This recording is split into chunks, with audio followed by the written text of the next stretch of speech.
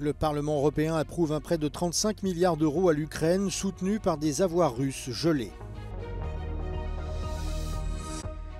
Le sommet des BRICS s'ouvre ce mardi en Russie, une manière pour Vladimir Poutine de montrer au monde qu'il n'est pas isolé sur la scène internationale.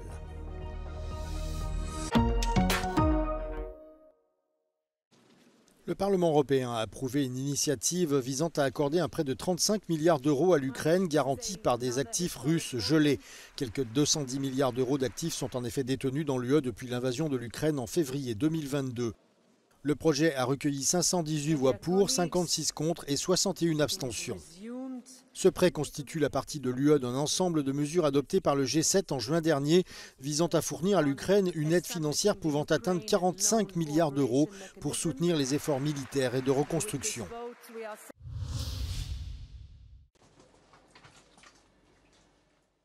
Dans le nord de l'Ukraine, une attaque de drone fait au moins 3 morts, dont un enfant à Soumy. Les autorités locales révèlent le bilan. Selon elles, le bombardement nocturne de l'armée russe a touché des immeubles résidentiels et des infrastructures publiques. Avant l'invasion à grande échelle de l'Ukraine par la Russie, Soumy comptait plus de 25 000 habitants. La ville est aujourd'hui en grande partie désertée.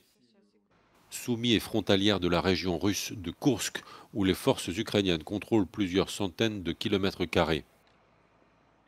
Le ministère russe de la Défense diffuse de son côté des combats dans la région de Donetsk, proche de la ligne de front, dans l'est de l'Ukraine.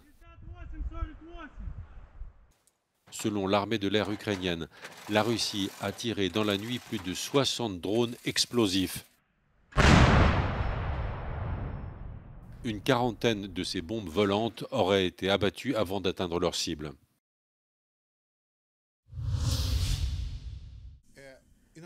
La Lituanie estime que le temps est venu pour l'Ukraine d'être invitée à rejoindre l'OTAN car c'est selon elle le seul moyen d'assurer son avenir.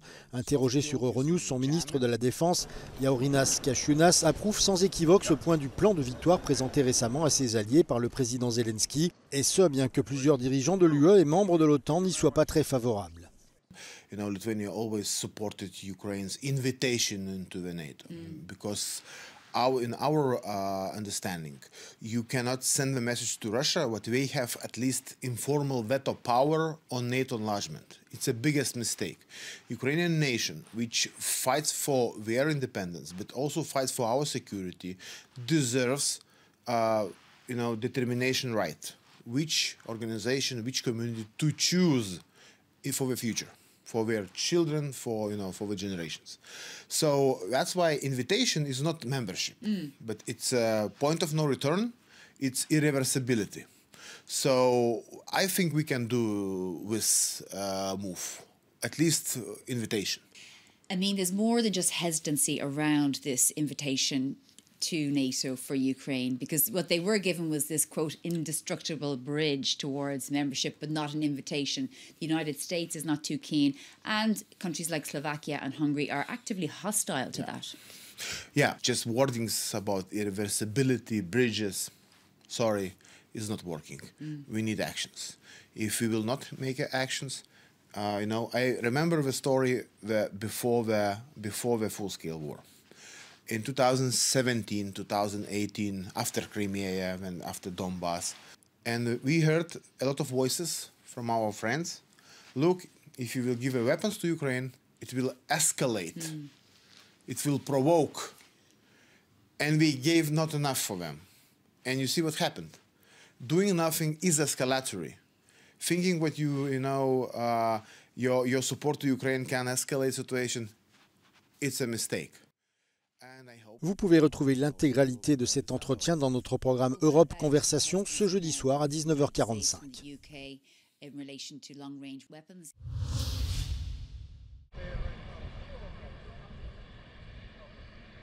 Les dirigeants commencent à arriver dans la ville russe de Kazan pour le sommet des BRICS.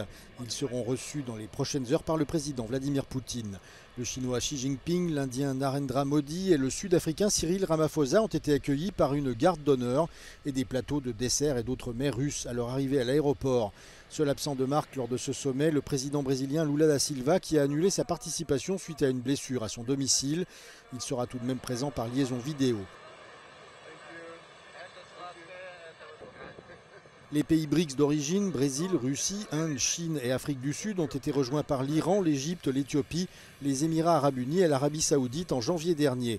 A noter que le secrétaire général des Nations unies, Antonio Guterres, devrait également assister au sommet et rencontrer le président russe, une première depuis 2022 si cela est confirmé. Une décision critiquée par le ministère ukrainien des Affaires étrangères. Le sommet est un événement majeur pour la Russie puisque 32 pays ont confirmé leur participation et que plus de 20 chefs d'État y assisteront. Une occasion en or pour Vladimir Poutine de rallier ses troupes et de défier les pronostics qui voyaient la guerre en Ukraine et le mandat d'arrêt de la CPI le transformer en paria.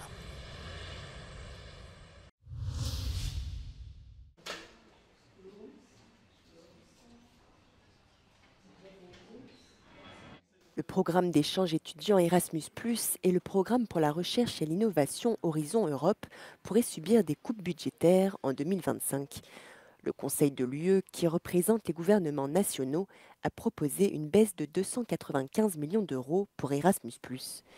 Aujourd'hui ambassadrice Erasmus+, Maëva a étudié un semestre en Colombie grâce à une bourse mensuelle de 800 euros. Selon elle, une baisse de financement risque de barrer la route à certains étudiants qui souhaiteraient partir en échange et de rendre le processus de sélection plus compétitif. Je trouve ça vraiment regrettable parce que pour moi l'Erasmus c'est vraiment symbole de coopération, de découverte culturelle et vraiment d'entraide entre des gens de différentes nationalités.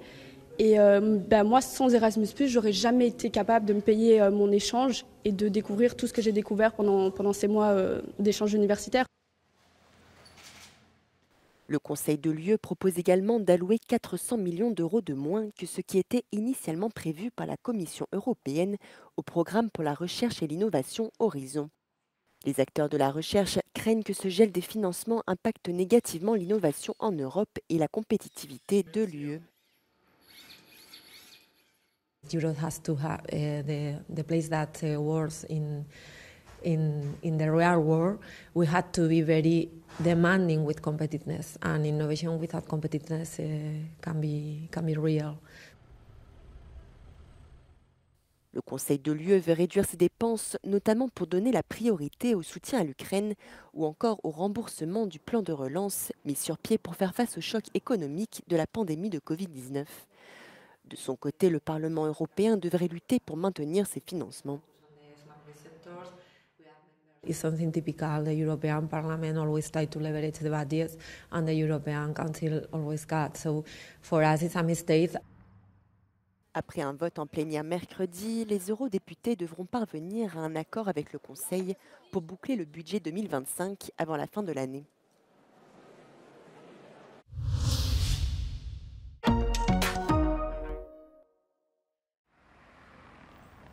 Située dans un quartier résidentiel du centre-ville de Berlin, cette statue est au centre d'une polémique internationale. Elle commémore les milliers de femmes et de filles originaires de 14 pays et surtout de Corée du Sud qui ont été violées par des soldats japonais pendant la Seconde Guerre mondiale. Des victimes parfois mineures, forcées à se prostituer et surnommées femmes de réconfort. Le Japon a demandé que la statue soit retirée. L'ONG coréenne locale à l'origine du mémorial, baptisée Statue de la Paix, a menacé de poursuivre les autorités locales en justice si la statue était retirée. L'ONG affirme qu'il ne s'agit pas seulement de défendre les droits des femmes coréennes, son combat serait bien plus global. In the history, I think every woman can imagine what can be happened in the wartime if you are not protected. And the soldiers are coming and raping you. So every woman can identify with the state of peace. Dans les années 30 et jusqu'à 1945, environ 200 000 femmes et filles de différentes nationalités ont servi d'esclaves sexuels à l'armée japonaise. Et depuis, ce dossier envenime les relations entre le Japon et la Corée du Sud, d'où sont originaires la majorité des victimes. Certaines d'entre elles, qui étaient très jeunes à l'époque, sont encore en vie. Et ce sujet tabou, longtemps resté caché, a été porté à l'attention du public en 1991 avec le témoignage d'une des victimes. Son action a encouragé des centaines d'autres victimes à travers le monde, notamment en Chine, aux Philippines et aux Pays-Bas à faire de même. En novembre 2023, la justice coréenne a condamné le Japon à indemniser 16 victimes. Le tribunal de Séoul a ordonné qu'environ 141 000 € soient versés à chacune des plaignantes. Tokyo, qui a toujours refusé de comparaître devant la justice coréenne ni être directement responsable de ces abus sexuels. Selon le Japon, les victimes ont été recrutées par des civils et les maisons de prostitution militaire étaient exploitées commercialement. La statue de la paix a été inaugurée en 2020 à Berlin. Une dizaine d'autres ont été installées à travers le monde. La dernière date de juin dernier dans la région de Sardaigne en Italie. Face aux pressions exercées par le Japon pour la faire retirer à Berlin, les autorités locales avaient ordonné son retrait pour la fin du mois de septembre. Le Japon aurait même menacé de mettre fin à la relation de ville jumelle entre Berlin et Tokyo. Both partners should be treated quite equally. And so far this case of the Comfort Woman statue in Berlin lacks a bit of that cautious and balanced approach.